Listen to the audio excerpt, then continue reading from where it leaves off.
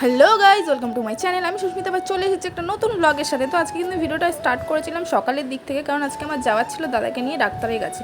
তো এখানে কিন্তু আমি বেরিয়ে গেছি, দাদা আমার আগে আগে হাঁটছিল।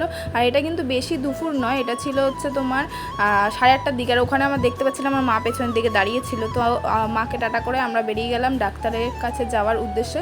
তো রোদটা সেনকে ছিল না, মেঘলা মেঘলা ওয়েদারই ছিল। আর ওই যে দাদা যাচ্ছে আমার আগে আগে, হাতে সব কাগজপত্র নিয়ে ওর রিপোর্টগুলো নিয়ে যাচ্ছিলো। তো আমি মানে আমাদের মোটামুটি বাস স্ট্যান্ড আর দোকান যাওয়ার রাস্তা কিন্তু এটাই, তো বাজারের ওপর দিয়ে যেতে হয়। তো সকালে বাজার দেখতে দেখতে যাচ্ছিলাম, তো নানা রকম ফল সবজি, তারপর হচ্ছে ওখানে আমাদের দোকান দেখা যাচ্ছে। তারপরে এই করতে করতে হাঁটতে হাঁটতে চলে আসলাম কিন্তু আমরা বাস স্ট্যান্ডে। আর বাসের জন্য কিন্তু আমরা ওয়েট করছিলাম দুজন মিলে। আর ওকে একটু নার্ভাস লাগছিল যে ডাক্তারের কাছে যাবে, কি বলবে না বলবে, ওই জন্য একটু টেন্স ছিল, মুখটা দেখে তোমরা বুঝতে পারছো। তারপরে কিন্তু ফাইনালি আমরা উঠে গেলাম হচ্ছে বাসে। আর আমাদের যাওয়ার ছিল কিন্তু বাগবাজারে।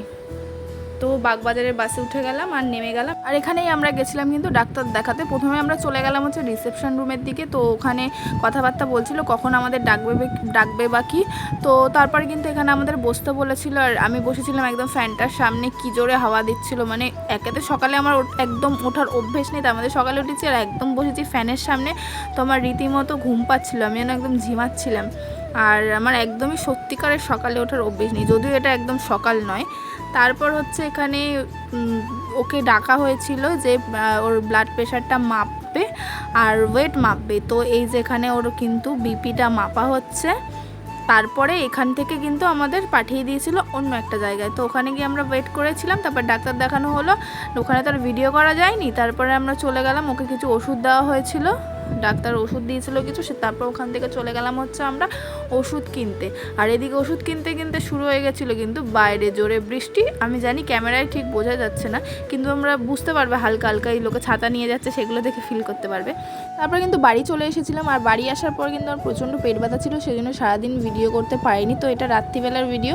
তো আমি কিন্তু বিরিয়ানি নিয়ে বসে পড়েছি। যতই পেট ব্যথা থাক, যাই হয়ে যাক না কেন, বিরিয়ানি দেখলে কিন্তু আমি আর নিজেকে একদম কন্ট্রোল করতে পারি না।